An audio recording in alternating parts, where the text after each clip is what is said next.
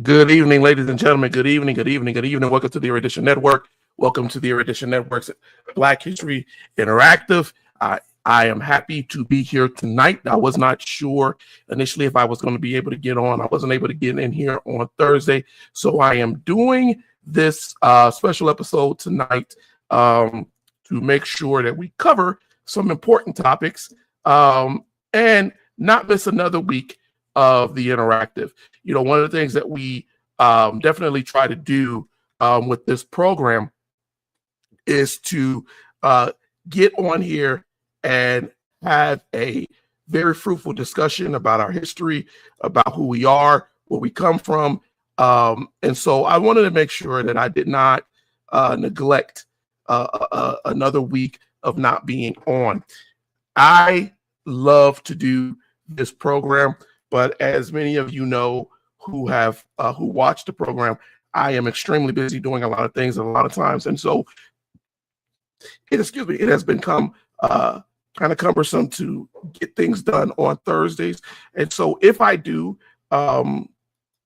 miss a Thursday, I try my best to get on here, at night on a Saturday and do these shows, do an episode for you. Tonight, we're going to talk about a very interesting situation that is going on in our public sphere. And we're going to do some historical connection to it.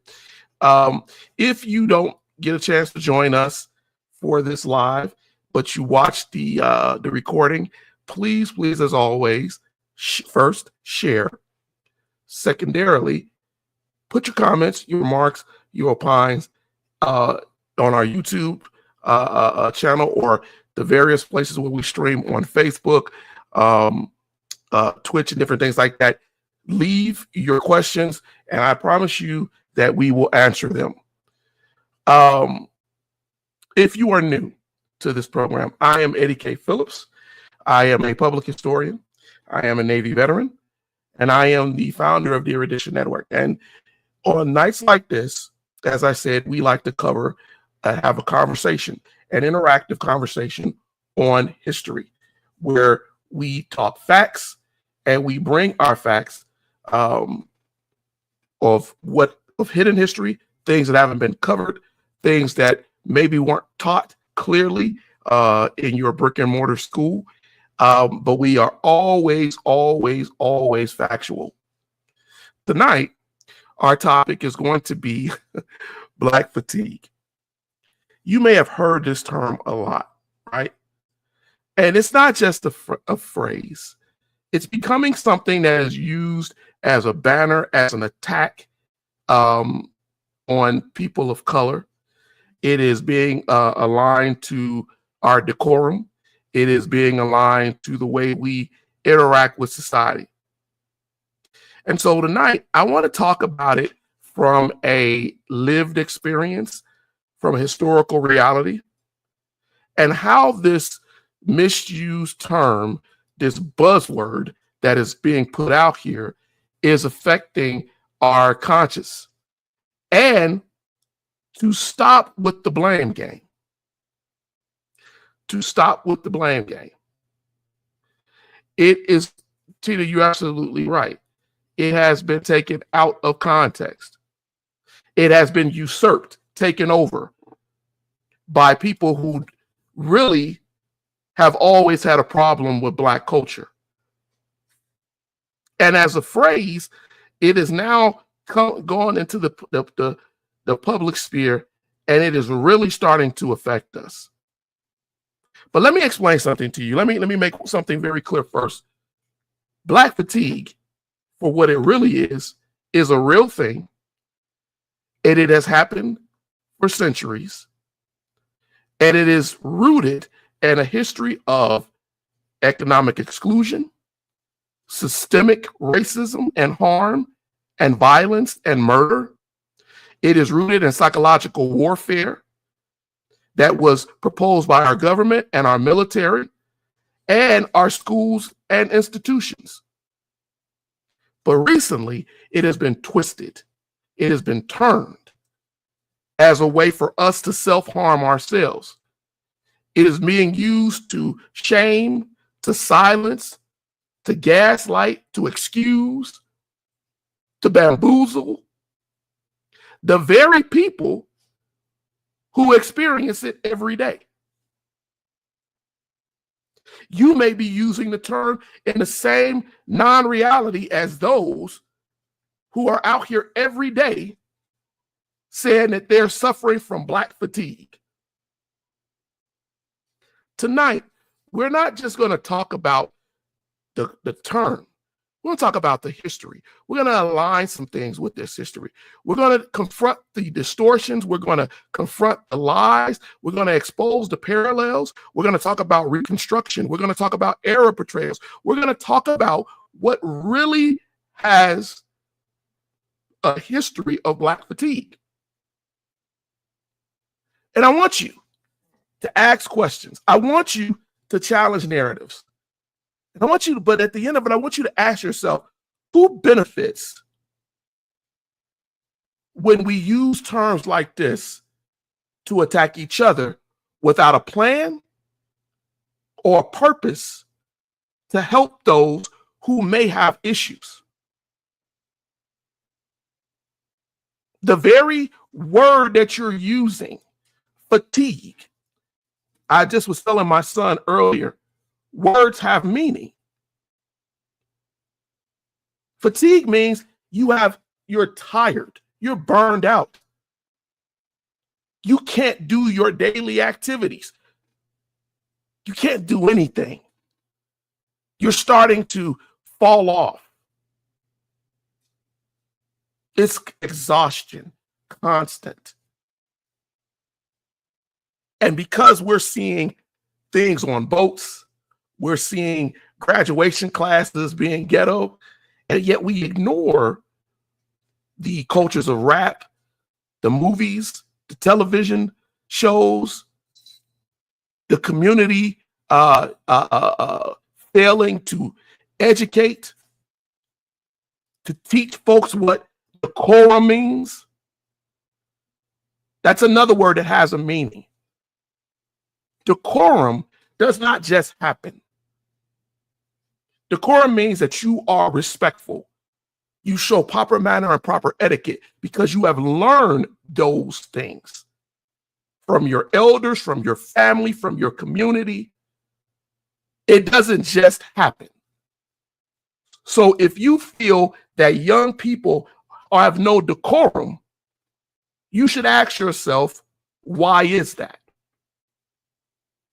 Why do they not have decorum? Why are they failing to do the things that they should do?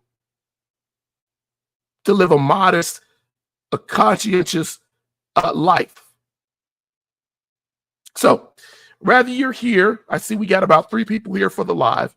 Rather you're here to learn, rather you're here to challenge, or rather you are just curious. You are in the right place tonight to have this conversation. And we're going to have it tonight. And I want you to grow with us as we go forward. So let's get to this. Dustin, I've recently have heard the phrase, who is bringing the phrase and where is it being shared? Now, here's the thing. That's a great question, because I think that you got to dwell into the history of what is Black fatigue. Well, I'm not sharing any videos or hyping anybody's stuff. If you go on TikTok, if you go on Facebook, if you go and you start seeing people use this term of Black fatigue, and they say it's people just tired of ghetto Black people's drama. What they call the YNs and all of these different phrases, what the young folks are saying. But in the end, they're saying they're just tired. But the truth is, that's not where it comes from. The original term was created by an African-American writer named Mary Frances Winters. This is the funny part, she is a woman who is an expert in diversity, equity, and inclusion. She was a DEI consultant for business and the government. And the thing is, she wrote a book called Black Fatigue: How Racism Erodes the Mind, Body, and the Spirit. That's what she wrote. She's the one that created the term. And the experience of it, as she states in her book, is not new. It's not something that is not rooted in fact. She goes through meticulous data to show you why Black fatigue is a real thing. She talks about the 1600s to the late 1800s of slavery, which we all know about. She talks about the unpaid labor, the violence, the family separations, the dehumanization of people of color that affected not only the body, but the mind and spirit of those who lived through it. She talks about the post-slavery, the Reconstruction era, all the way to the 1960s, where Blacks were put into sharecropping and they were being lynched, and there were Black codes, and there were Jim Crow, and there were convict leasing, which we've talked about on here, and how all of these things fed into the fatigue and the anxiety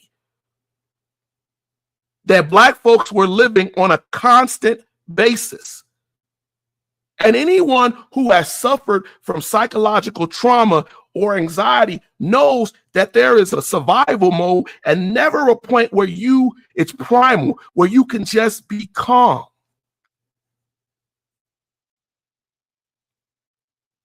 That's what Black fatigue is.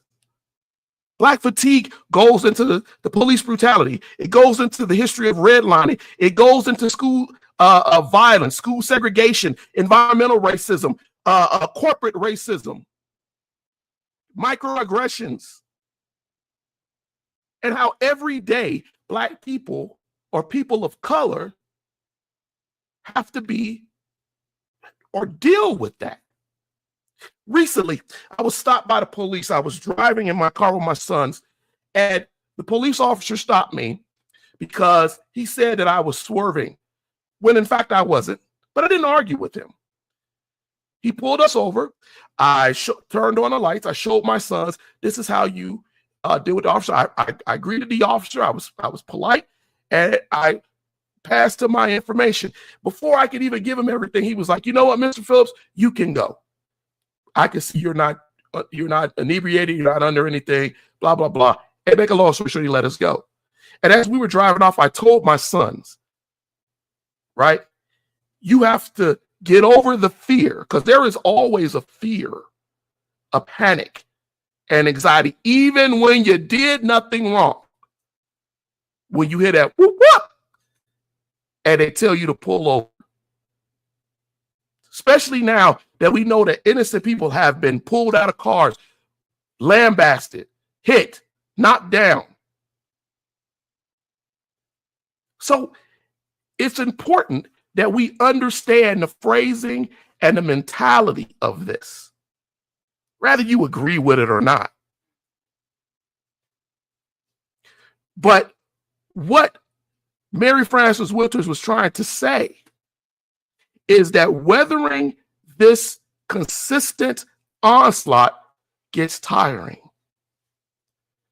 And for some, it makes us feel that we can't rest. We can't rest our minds. We can't rest in our jobs. We can't rest in our families. And this is a problem. Black fatigue, as I'm defining this definition, is not just a mental thing. It's physiological. We have studies, right, that have been done that show that chronic exposure to these stressors has caused premature aging internally, heart issues, health issues, people finding coping mechanisms that are improper, like drugs and alcohol. Martin Luther King Jr., when he was assassinated, when they looked at his heart, it was enlarged. It was the heart, as many doctors said, of a man that was twice his age. These things have an effect. It is something that we have to look at, because that thing, that allostatic load, and I know I'm going to put this in chat for some of you all so you understand what an allostatic load is. But an allostatic load is an important thing for us to understand, right? Because if we don't get it, then we're constantly being inflicted with it. An allostatic load is the wear and tear on the body that happens from prolonged stress. Military folks understand what that allostatic load is.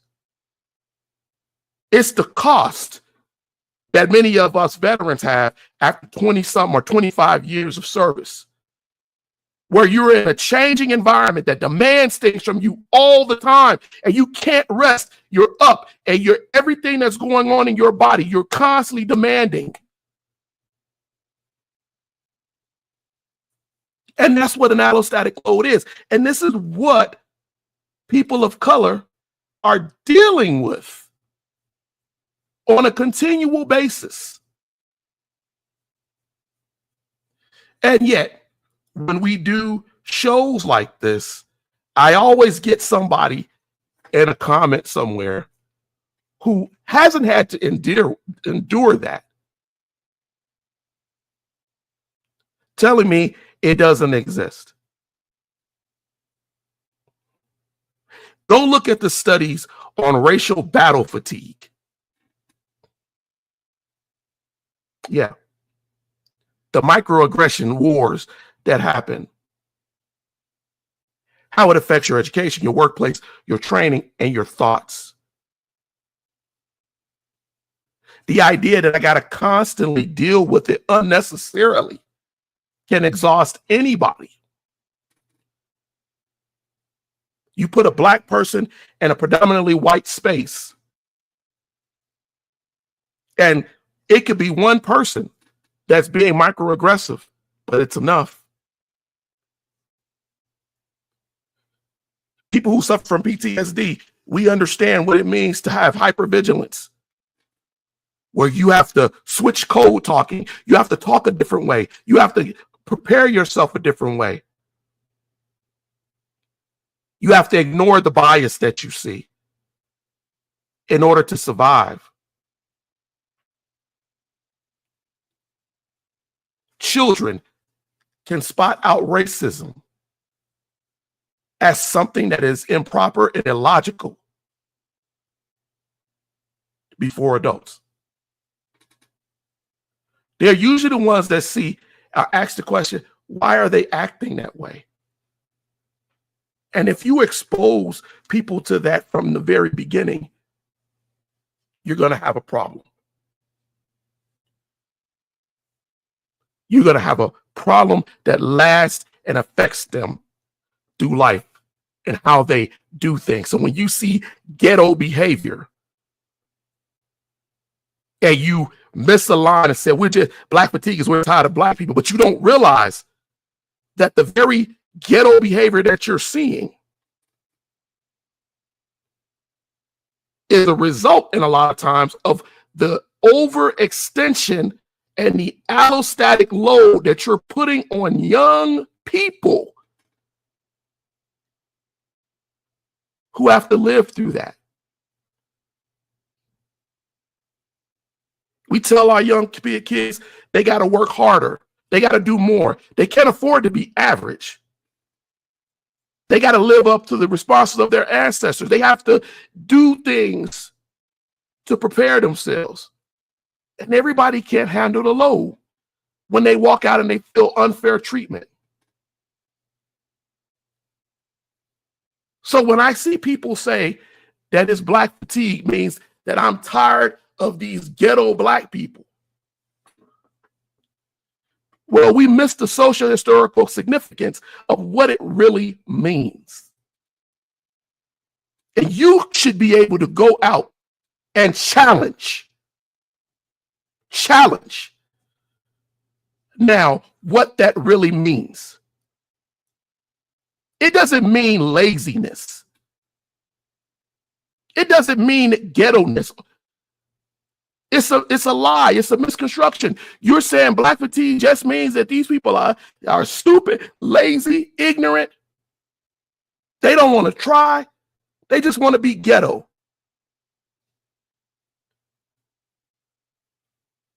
And you weaponize it. We have black people sitting on TikTok, Facebook, social media, weaponizing it, stripping it of its actual historical and psychological and physiological experience and grounding, and telling us that it means they're ghetto, but it ignores the actual history and facts of racial trauma, chronic stress, abuse, murder, systemic oppression, cruelty, lies. We ignore all of that. And then there are the ones who say, well, they shouldn't act that way anyway because we're all struggling, we're all tired, we're all this, we're all that. Burnout, having a breakdown, can be universal. It's not tied to one culture. It's not tied to one racial space, if you want to use that construct.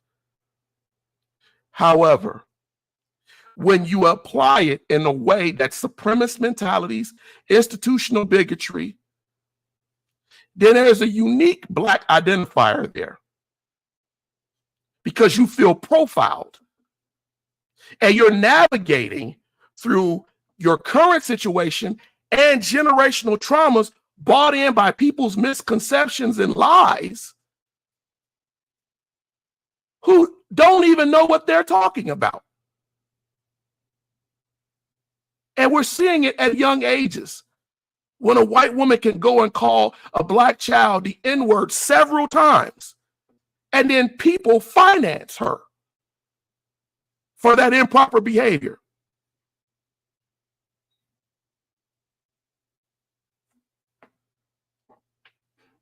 Then there's the lie. Because so many of our young people are dealing with this fatigue earlier, the actual black fatigue, they think it's powerful to interact without decorum, without knowledge. And while it is admirable and good that you should be, right, resilient, going out, twerking, ghetto dancing, and supporting stereotypes is not the way to go. And if we want to correct that, let's focus on that, not white people or certain black people's idea of how they're tired of seeing it without the education. Remember what I said earlier, decorum is taught.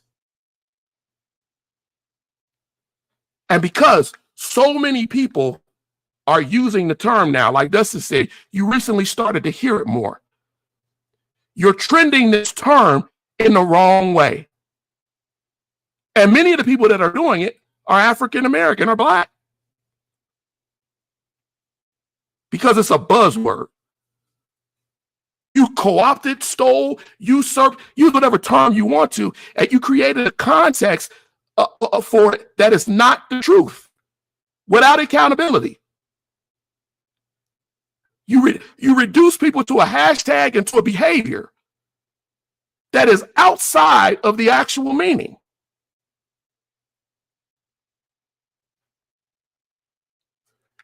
Nobody is saying that being a reckless, disrespectful, rude person is good. But if you want to change it, you better face it and go at it with facts.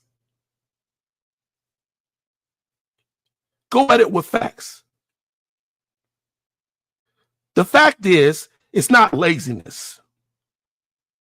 A lot of it is a result of chronic systemic trauma, where you create a hero motif for acting out in a very, very illogical way. It is not just a generic burnout. It's not something where you just say, well, we all deal with it, but they just deal with it and they act improper. We all deal with it. We all deal with our own social traumas and issues. But that allostatic load that is placed on some people is greater than it is on others. Some is privilege, some is a load, it's a burden. And we got to be smarter and honest with this issue. We got to stop lying. Y'all quiet. I'm sure you got some thoughts on this. I'm sure you're not necessarily a crowd of people, the few that are in here, who have nothing to say about this. But it's not something to romanticize. I'm not suggesting that the behaviors that we see in society that are aggravated by outside influences are good.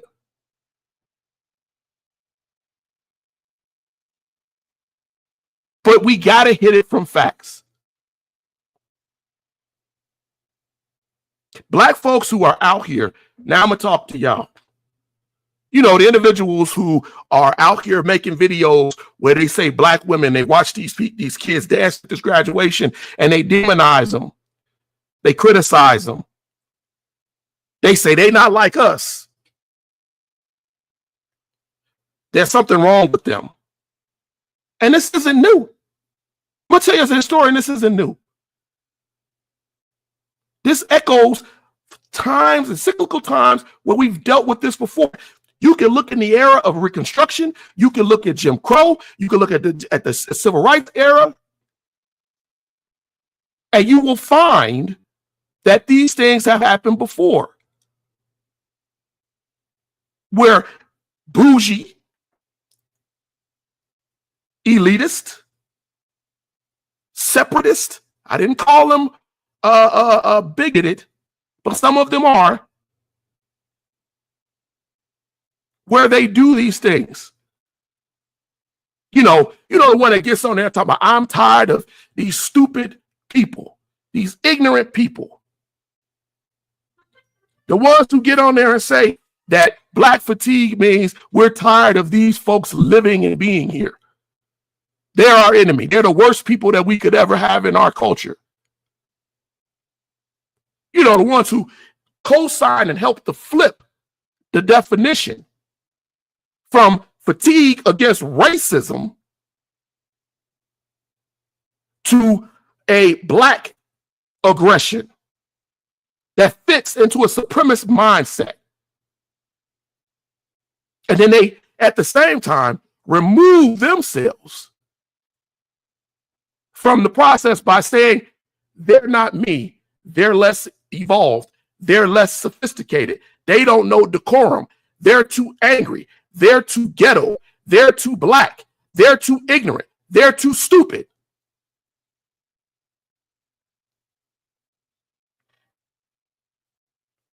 Because that crabs in the barrel, the respectability politics of the 1800s, where people felt that they had to adopt white normalized norms to feel like they were accepted, and hide. Maybe you eat fatback, and maybe you live in a you kind of ghetto, I mean, you kind of country. And then it becomes an issue of an internalized racism, where now, in order for me to adapt, that's why some people back in those days went to go try to pass. I'm real light skinned, I'm just going to pass. I'm going to have a survival adaptation modification so that they see me, right, as non-threat. The Booker T. Washington mentality. Don't let them see you as a threat. You should always be positive, always be smiling, always be happy.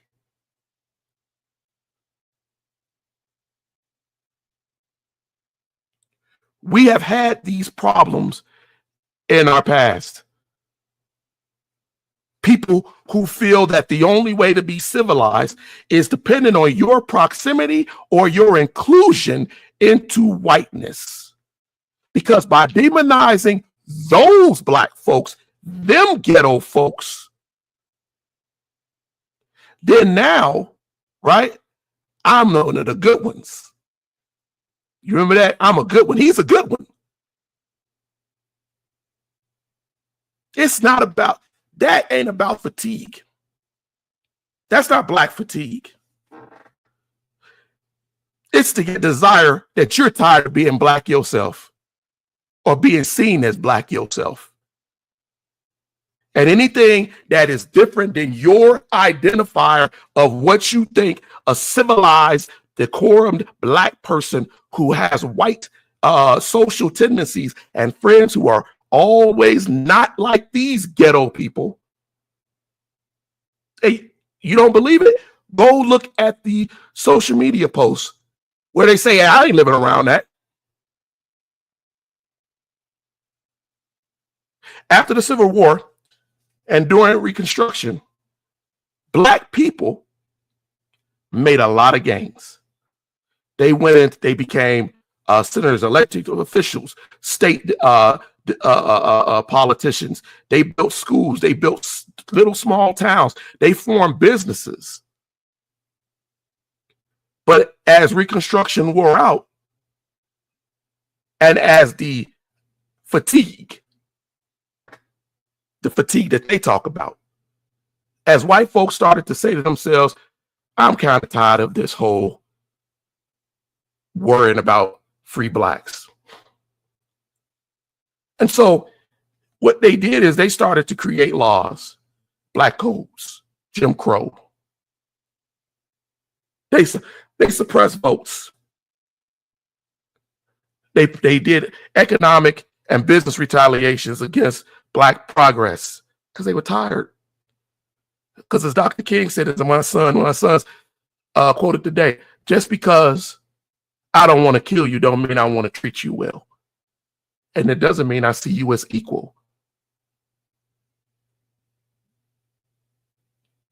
The fatigue was that I'm tired of thinking I got to go save people or educate people from the black struggle, from the things that they're actually dealing with, which is the real definition of black fatigue.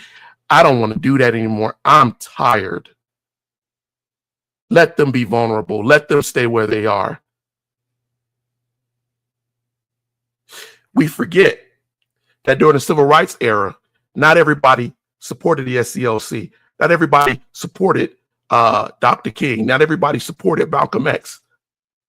Everybody supported freedom rides.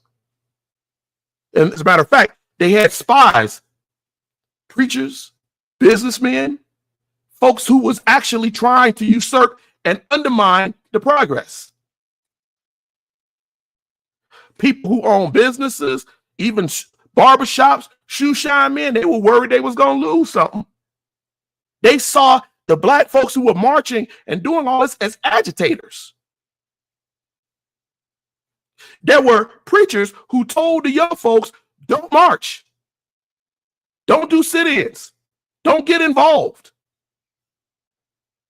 This is not something you should be doing. Let it stay the status quo. Then you had the situation with Malcolm X and Dr. King, where Northern people who dealt with a different type of racism, there's more institutional, right? Business-wise, some of them, what they did is they said the Southern black folks, they making things worse. They being too nice. They letting them beat on them. They shouldn't be marching. They ignorant. They asking for too much. They moving too fast. Who do they think they are? It's a threat. They're gonna cause retaliation. They're gonna make these people do stuff to us. All of these things, because they say, I'm tired of them. I'm tired of this. I'm fatigued. I'm tired. Even though they weren't doing any of the hard work. They weren't marching. They weren't getting beat. They weren't getting chased. So when we look at this thing tonight, or as you watch it later on, I'm being honest with you tonight. I'm talking to you about the truth and the reality of what people are dealing with. What they're dealing with. And yet, we, as Dustin said earlier, people don't even really know the real definition. People don't really even know what the real meaning is. And some of them, let's just be real, don't really care. It's just another way to criticize, critique, demoralize, to remove yourself from people without the idea of wanting to teach, train, counsel, folks who just mainly may need your help, who might just need your help.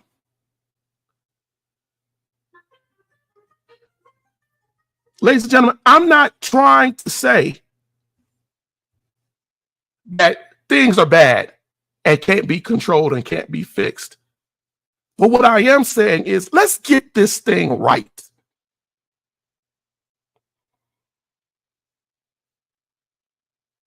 W.E.B. Du Bois, I was thinking about him today as I was preparing my mind to sit up here tonight and talk to you all on this episode. And if you've done any reading on Du Bois, you know that Du Bois came up with the idea of the talented 10th. The talented 10th. Right? And the bourgeois,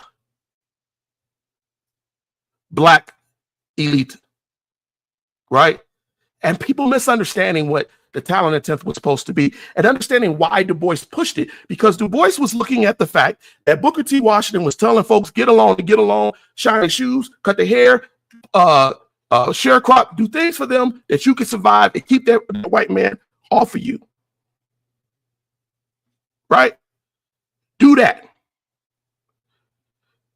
But the truth is, it was deeper than that. It was deeper than that. He thought that the black culture would be saved by exceptional people, exceptional men. He saw that everything was stratified.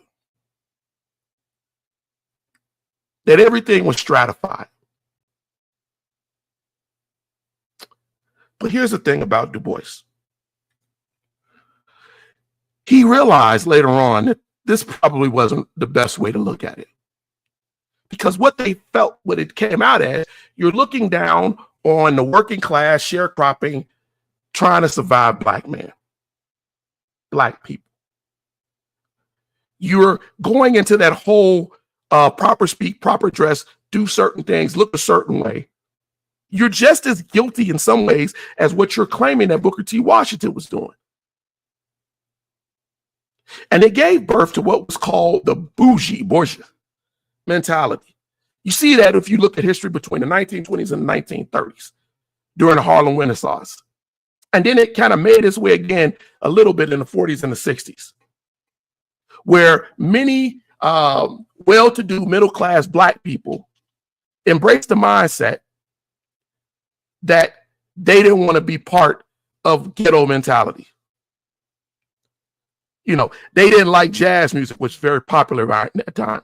They didn't like the Southern culture because it was too country, too ghetto. They wanted you to talk a certain way because if you talk with slang, you was too Black and your speech didn't sound right. If you was too country, you didn't sound right. They didn't want you to protest because they saw protest as a way to draw white attention and to cause retaliation. And Malcolm X later called it what it was: house ninjas versus field ninjas. He criticized those bougie people. And he made the point that we got to educate everybody. Everybody has the potential to learn. We should be uplifting. If you don't want kids dancing what you consider to be ghetto, you should have started with other options to encourage these young people to express themselves, but not in a way that was at a detriment or allowed them to look as if they themselves had no control. I didn't say civilized, had no control.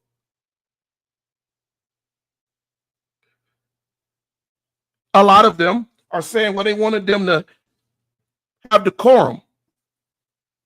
Okay, that's taught. Obviously, that's not taught. So if we want to change that, let's change what is influencing them. Let's change what is encouraging them. The sexy reds and all this stuff that you see in society that's telling these kids that being ghetto is the ghetto superstar.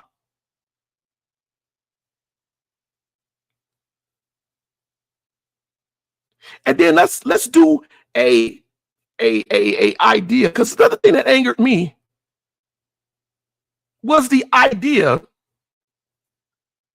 of Black people only being it being about Black fatigue and the reality that you didn't want them, right, to act a certain way, to make you look bad.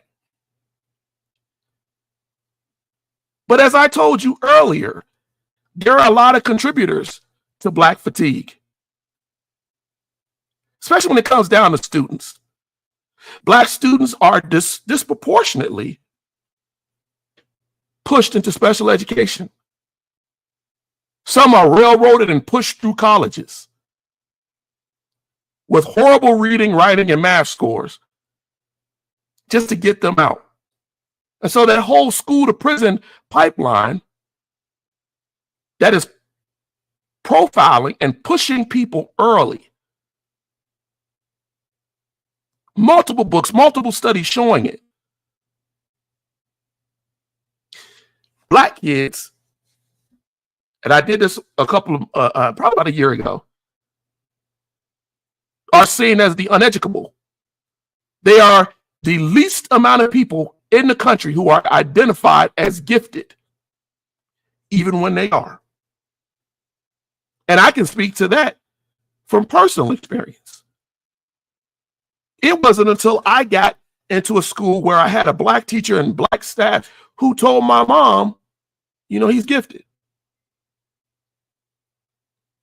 Going to a white school in Aurora, Illinois, the teachers didn't like me to ask questions, didn't like me to inquire about things. Even our colleges are underfunded, where we seem as if we're always begging for money, our historical Black colleges. And now we're seeing people revision our history. So there are so many issues that play in. Media overrepresents Black people as criminal. We have an underrepresented, sophisticated business type in film, TV, and in publishing. The most widely known character is always the ghetto, punk, thug, pimp, whore. We stereotype our Black woman as hypersexual, right? We say she's mean, she's angry all the time. Watch the videos that are out here. We say that Black men are predatory, even when they're not. We see our children, they tell us our children are predatory. And all of this goes into the fatigue.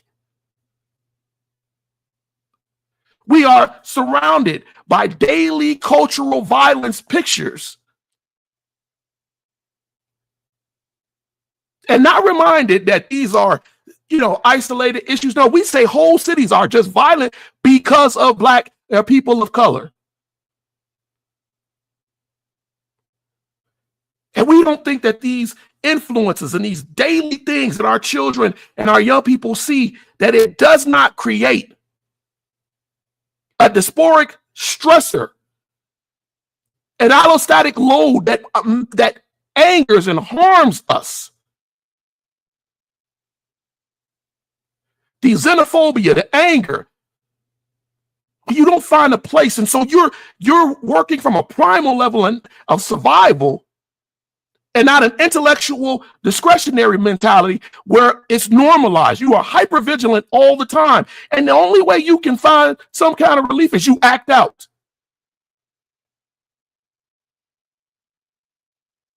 It's not an excuse. That's a fact. That's a studied fact. It's a generational trauma that we have to start to face. It's a poor educational system that we have to start and face. It's a culture of allowing things to seem normal that are not normal. Over-sexualization, drug exposure, lack of role models. We put these things out in the environment and we tell ourselves that they are what they are. But wait a minute. While we're talking about that, how many of us who were talking about Black fatigue looked at the other side? What about the behavior and racist mentalities of some white young folks? What about that? What about the privilege? What about the fear of being replaced? What about the fear of demographic change, of being in a different environment that is stoked in people? What about the historical denialism and revision that we're teaching and telling these kids so that we can try to save their feelings? What about the social media and network and media echo chamber that only responds to them and tells them what they want to hear? What about the religious extremisms where we define ourselves by country, God and country together? God is this country. What about the victim complex? What about the hypervigilism with them and going to go get guns and going to go get weapons at younger and younger ages? Not for just hunting, but for the idea that I'm not safe. What about the lack of real consequences as we see young people, predominantly white, going out and shooting up parades in schools? What about the immediate, not all white people defense? And then the arrogance to ignore not all Black people defense. What about the desire to control how we think, how we speak, how we express ourselves? What about the desire to remove diversity, equity, and inclusion? What about the normalization of weaponizing the police?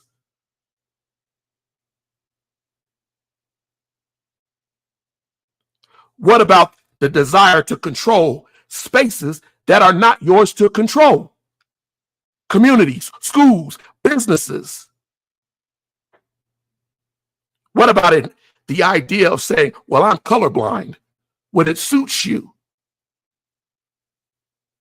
Because in your privilege, you don't have to be worried about the consideration of race to get a job, to be in a certain neighborhood. Because it doesn't affect you unless you have stake in the game. And I love my white brothers and sisters, right, who are amalgamated and have blacks and brown and people in their families and get just as angry, like my grandma, when they see you do their family wrong, because they don't see it as a color issue. I got stake in the game. That's my family that you messing with. See, these things that we're talking about tonight, they're deep. And they are problematic. And they're showing us that we are dealing with, I said it tonight. I came up with my own term today. Because I'm going to tell you right now, it is what it is. I created a term today called white paramouncy. And what that is, it is the deeply accepted mentality that emotionally, socially, politically, culturally, that you are that white is the standard bearer. And so while we're talking about being tired of black people, we're also tired of that white paramouncy. We're tired of that. Being judged, being measured, being looked at, being accepted, being allowed. It's beyond just a white supremacy. Because that can be violent, that can be racist. But white paramouncy is a quiet, accepted, central poisoning of society, where we position whiteness as we define it in America, as that is the level. That's the normal, safe, beautiful, authoritative, accepted place. And those who are benefiting from it, they don't even have to worry about it or see it. We make this idea of the white hero, the white love interest, the white intelligence, the white, where they are the professor, the thinker. But we stress, and I'm not saying that we don't put black people in those roles at times, but for the most part, we see them as the threat, the thug, the sidekick, punchline, the joker. In our history books, we center our thoughts on European and American achievement. We rarely talk about what blacks or even indigenous people, what they bought. And when we do, we call them primitive. We call them savage, uncivilized. We clarify our beauty, even some black people, by the blonde hair that you have, the blue contacts that you're putting in. If you well-spoken, for those of you out there, somebody would say, oh, well, you well-spoken, you really speak well. You must have been around white people. Because we established that as that's the standard of our intelligence. Our corporate cultures reward those who can get along and not ask questions and assimilate and go along with the norms and the compliances of the job. And don't look at some things that are unique to cultural issues. That's why we had to beg people to be able to put dreads in our hair. Why we had to beg people to be able to look a certain way when we go to work, even if it looks neat and established. We see police treat white people in a different way across the country, across communities. We are required to do code switching constantly to fit in. See people do business on the phone and they have to try to make themselves sound a certain way. We have a identity dissonance where we tell our kids that you got to be like this, you got to do this, you got to do that in order to fit into society. This is exhaustion.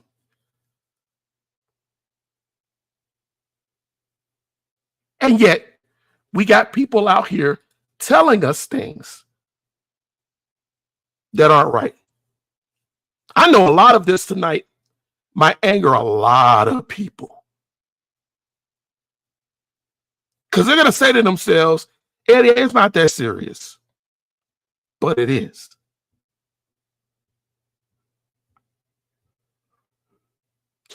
We had 2 young black men who were killed and bodies found on a mountain.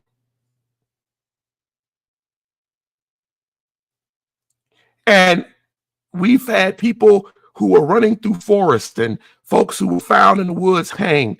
And we have to almost have a perfect crime for people to say that this is racism or this has some nefarious motive.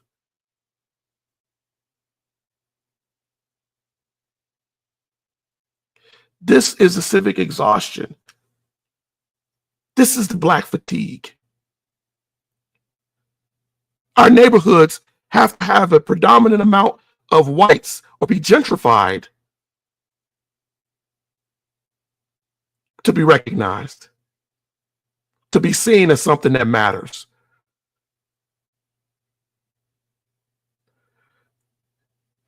We find it hard to represent our culture, our upbringing, our blackness in white spaces without white allies. And so we code. We found ourselves apologizing for other black people. I'm sorry that they act like that. I'm sorry that that's them. We feel we have to be exceptional. And I'm telling you, that's the truth. We have to be exceptional just to be accepted in white spaces.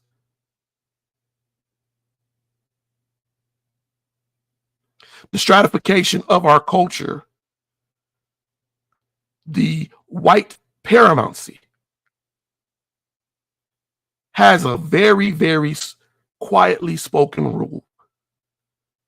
Whiteness is what we should be. Everything else falls short. And that is America's way.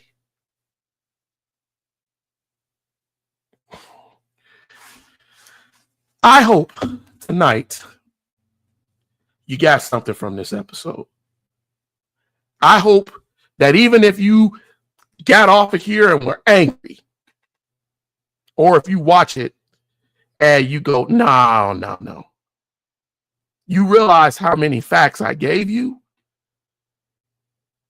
and you can always come and opine, talk in the remarks and the text, and I will provide you with study after study, with example after example.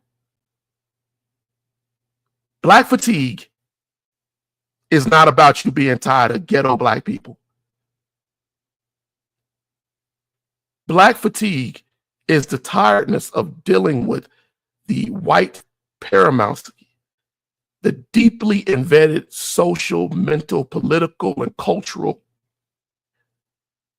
elevation of whiteness that harms you from the very first time that you deal with racism, or you are made to realize that you are Black in a country where people feel that racism should be acceptable. That's the reality of it. And anybody who was attacking Blacks under the guise of calling it Black fatigue is a liar. They have their own biases, they have their own designs, and they have their own purposes for lying. Now, that does not excuse ignorant behavior, fighting, being lascivious. It does not excuse any of that. But when you come into the doctor and you have symptoms, the doctor looks at your symptoms and they say, okay, well, you have this disease, and they treat the disease, not just the symptoms. In order to get through this, we got to treat the disease. And I told you tonight what the disease is and where it comes from and how it has affected us. I gave you example after example after example. I gave you from periods of time. And I even gave you how these examples apply to white culture. They have their own issues. Let's be honest. Let's grow. Let's stop lying. Ladies and gentlemen, please share this episode. Please help us grow Erudition. If you would like to help with the Erudition Network, you see that down there is our Cash App, $ the Erudition Network. Whatever you provide us goes to our cameras and our equipment and everything else that we do. I appreciate your time tonight. Y'all were very quiet, those of you who are on here. I like this to be interactive, but there were a lot of things to unpack tonight. So if you have anything further that you wanted to say, please go to our YouTube page. We may have problems seeing it in Facebook. Go to our YouTube page and comment, and I guarantee you I will respond. I will respond to whatever it is that you have to say. If I did not see your comments tonight from Facebook, please transfer those comments over to YouTube, and I will greatly appreciate it. I enjoyed being on here with you all tonight. I'm glad I took the time to explain this, to go into this historically tonight. Thank you all. God willing, I will see you all next Thursday. If not, there may be Saturday. We try to make sure that we're doing these shows every week because we do get people who look forward to them and who do respond. Please be one of those. Respond, opine. Tina comes on Monday. Please go look and join her show at 7 on Monday, Mountain Standard Time, 8 p.m. Central Standard Time, Chicago time, and so forth. But get on here, watch these programs, interact with us. Let's learn together. Let's grow. Let's grow. Let's grow our mental health. Let's prioritize our history. And I thank you. I thank you for your time. And until next time, you all be blessed and have the rest of your weekend be blessed. Until next time, thank you. You guys.